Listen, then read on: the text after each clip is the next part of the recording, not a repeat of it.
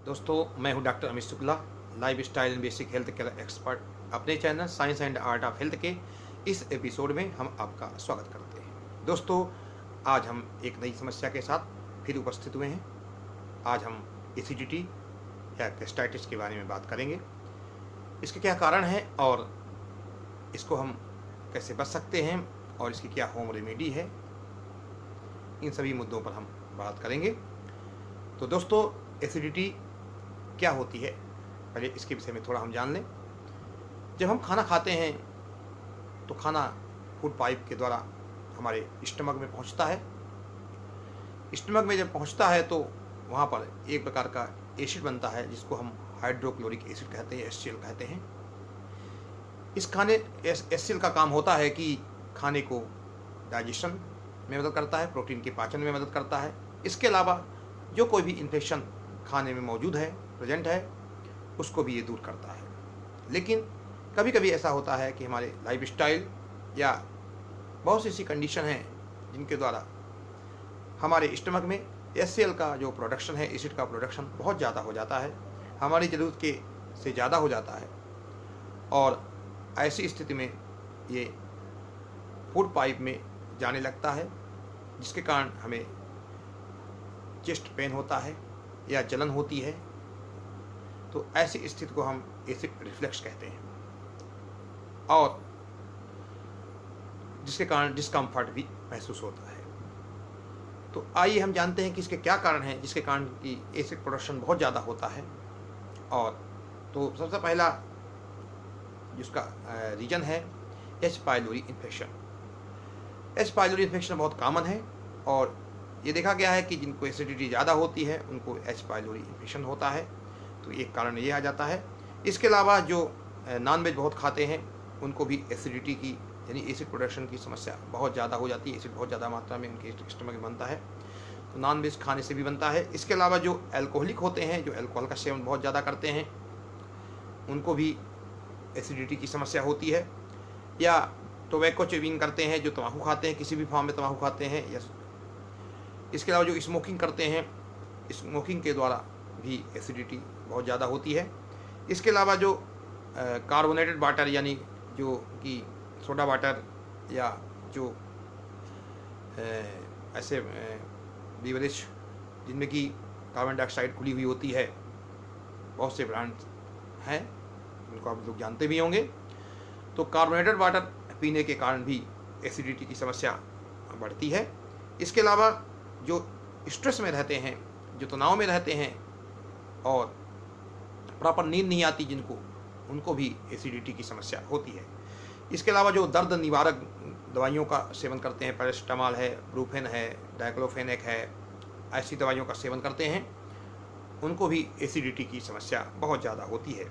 इसके अलावा कुछ कंडीशन है जैसे कि प्रेगनेंसी के समय भी एसिडिटी की समस्या बहुत ज़्यादा बढ़ जाती है। मेनोपॉज के बाद भी, रजोनिवृत्ति के बाद भी या उस समय भी एसिडिटी की समस्या बढ़ जाती है। इसके अलावा मेंस्ट्रुएशन के पहले या मासिक चक्र के पहले या मासिक चक्र के बाद या उस दरमियान भी एसिडिटी की समस्या बहुत ज़्यादा हो जाती है। इसके अलावा कुछ बीमारियां हैं जैसे कि डायबिटीज़ है, हाइटल हार्निया है, पेप्टिक अल्सर है। ऐसी बीमारियों में भी एसिडिटी की समस्या बहुत ज़्यादा बढ़ जाती है। तो दोस्तों, ये इसके कारण हुए। अब हम एसिडिटी के, गैस्ट्राइटिस के क्या लक्षण हैं, इसके बारे में जानेंगे। तो सबसे पहला लक्षण है कि इसमें हार्ट बर्न होता है, यानी आपके जो चेस्ट है, चेस्ट यहाँ पर जलन महसूस होती है, बर्निंग सेंसेशन मालूम पड़ता है पेट के ऊपर और अनइजीनेस लगता है। तो इसको हम हार्ट बर्न बोलते हैं। हार्ट से इसका कोई संबंध नहीं है, ये एसिडिटी के कारण होता है कि हमारे चेस्ट एरिया में, पेट के ऊपर एक बर्निंग सेंसेशन, एक जलन महसूस होती है। इसके अलावा उल्टी, मिचली आना, मिचली का भी अनुभव होता है, मितली आती है, नौजिया, इसके अलावा कॉन्स्टिपेशन, पेट साफ नहीं होता है क्योंकि पाचन सही ढंग से नहीं हो रहा है। इंडाइजेशन भी बहुत देखा गया है कि जिनको एसिडिटी रहती है उनको इंडाइजेशन भी रहता है क्योंकि उनका पाचन पूर्ण रूप में नहीं होता है। इसके अलावा बैड वेल्चिंग यानी खराब डकारें आती हैं और इसके अलावा फाउल ब्रीथ, उनके मुंह से दुर्गंध भी देखी जाती है। इसके अलावा गले में इनके बर्निंग सेंसेशन या पेन भी देखा जाता है। इसके अलावा इसमें चेस्ट के ऊपर भी पेन देखने को मिलता है। तो ये कुछ लक्षण हुए जिनके आधार पर हम कह सकते हैं कि एसिडिटी की समस्या हो रही है। अब हम इसको कैसे ठीक कर सकते हैं, एसिडिटी को हम कैसे रोक सकते हैं कि हमारी एसिडिटी ठीक हो जाए, और इसकी क्या होम रेमेडी है, क्या इसको हम लाइफ स्टाइल में चेंज करके इसको ठीक कर सकते हैं। तो रोज़ाना हमें सुबह सुबह 1 गिलास पानी पीना चाहिए, क्योंकि जो हम रात में हमारे मुंह में सलाइवा रहता है उसको जब हम पानी पीते हैं तो हमारे पेट में जाता है और जो भी एसिड बना है उसको न्यूट्रलाइज करता है, क्योंकि इस सलाइवा जो होता है वो एल्कलाइन नेचर का होता है। इसलिए हमें सुबह सुबह 1 गिलास पानी ज़रूर पीना चाहिए, उसके बाद ही ब्रश करना चाहिए। इसके अलावा हम को सुबह सुबह चाय नहीं पीनी चाहिए। चाय के स्थान पर हम एक तुलसी, अदरक और दालचीनी का एक काढ़ा बना सकते हैं, जिसमें छोटी 4-5 पत्तियाँ तुलसी की डाल सकते हैं, छोटा सा टुकड़ा अदरक का डाल दें, एक चुटकी हम दालचीनी ले लें, उसको गरम करके उसको भी हम पी सकते हैं। तो अगर हमको चाय के स्थान पर हम इस ड्रिंक का यूज कर सकते हैं। इसके अलावा हमें अगर चाय पीना ही है तो कुछ खाने के बाद ही चाय पीना चाहिए। इसके अलावा हमें तले हुए खाद्य पदार्थों को अवॉइड करना चाहिए, इससे भी हम एसिडिटी से बच सकते हैं। तले पदार्थ, खाद्य पदार्थ, फ्राइड फूड आइटम से बचना चाहिए। इसके अलावा मिर्च का प्रयोग अपने खाने में नहीं करना चाहिए, क्योंकि मिर्च से भी एसिडिटी बढ़ती है। चाय कॉफ़ी से दूर रहें। खाना हमें थोड़ी मात्रा में खाना चाहिए, पेट भर के खाना नहीं खाएं, क्योंकि 80% अपनी भूख का ही खाना खाएं। इसके अलावा घर के खाने को महत्व दें। हम जब घर का खाना खाते हैं तो उसमें तेल भी कम होता है, मसाले भी कम रहते हैं और मिर्च भी कम रहती है। तो ये हम कर सकते हैं कि घर का खाना खाएं। अगर हम तंबाकू का सेवन कर किसी भी फॉर्म में कर रहे हैं, चाहे स्मोकिंग के रूम में कर रहे हैं, खैनी, गुटखा किसी भी रूम में कर रहे हैं, तो उससे हमें बचना चाहिए। अपने वेट को मेंटेन करके रहना चाहिए। अगर हमारा वेट ज़्यादा है, क्योंकि वेट के कारण भी एसिडिटी होती है, तो वेट को अपने हाइट के अनुसार कम से कम रखना चाहिए। इसके अलावा स्ट्रेस से बचना चाहिए। प्रॉपर नींद लेनी चाहिए, 6 से 7 घंटे की नींद लेनी चाहिए। और स्ट्रेस के लिए आप योगा, प्राणायाम, व्यायाम भी कर सकते हैं। करीब आधे घंटे की रोज़ एक्सरसाइज करनी चाहिए। इसके अलावा रात में खाना जो है सोने से 2 घंटे पहले खाना चाहिए, और खाना खाने के बाद करीब 10 से 15 मिनट हमें वॉक करना चाहिए। इससे भी हमें एसिडिटी में लाभ मिलता है। इसके अलावा एल्कलाइन फूड का सेवन करना चाहिए। एल्कलाइन फूड जैसे कि ग्रीन वेजिटेबल्स, जैसे कि हरे पत्तेदार सब्जियां, इनका सेवन करना चाहिए।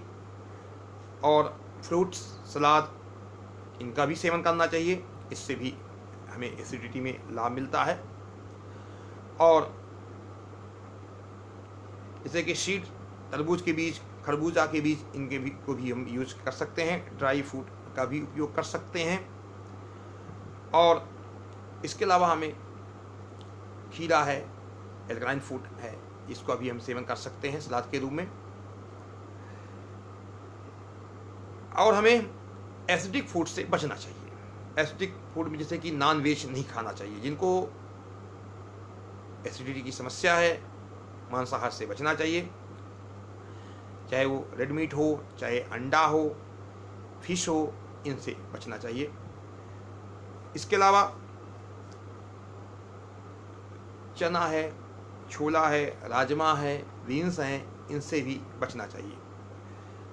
दालें हैं, लेकिन मूंग की दाल आप यूज कर सकते हैं। मूंग की दाल से एसिडिटी नहीं बनती है, लेकिन आप बाकी दालों से परहेज करना चाहिए। रात में दाल ना खाएं, उनको एसिडिटी की समस्या है। पत्ता गोभी है, इसका भी सेवन रात में नहीं करना चाहिए। और बीन्स का भी प्रयोग नहीं करना चाहिए, क्योंकि इसमें हाई फाइबर कंटेंट होता है, प्रोटीन भी होता है। इनको पचाने में टाइम लगता है, जितने ही पचाने में टाइम लगेगा उतना ही ज़्यादा एसिडिटी की समस्या होगी, तो ये करना चाहिए। इसके अलावा हमें क्या होम रेमेडी हैं जिनसे हम एसिडिटी से बच सकते हैं, तो उसके लिए हम प्रोबायोटिक्स का प्रयोग कर सकते हैं। प्रोबायोटिक्स यानी दही। अपने खाने में हम दही को शामिल करें। इसमें प्रोबायोटिक अच्छे बैक्टीरिया पाए जाते हैं जो हमारे गट फ्लोरा को अच्छा रखते हैं, तो हमें दही का सेवन करना चाहिए, लेकिन खट्टा नहीं होना चाहिए, तुरंत का बना हुआ दही होना चाहिए। या मट्ठे का भी प्रयोग, छाछ का प्रयोग भी अच्छा माना जाता है कि दोपहर के खाने में हमें छाछ का प्रयोग करना चाहिए दोपहर में, और दही का प्रयोग भी लाभप्रद होता है। इसके अलावा अजवाइन का पानी भी हम पी सकते हैं। अजवाइन में थाइमोल पाया जाता है, जो कि एसिडिटी की समस्या को रोकने में काफ़ी मददगार है। हम ये कर सकते हैं कि एक गिलास पानी ले लें, उसमें 1 चम्मच अजवाइन डाल करके उसको उबाल लें, और उसको हम खाने के बाद सुबह पी लें, तो 1 कप के आसपास। और रात में, दोपहर में भी उसको हम थोड़ा थोड़ा मात्रा में पिएं।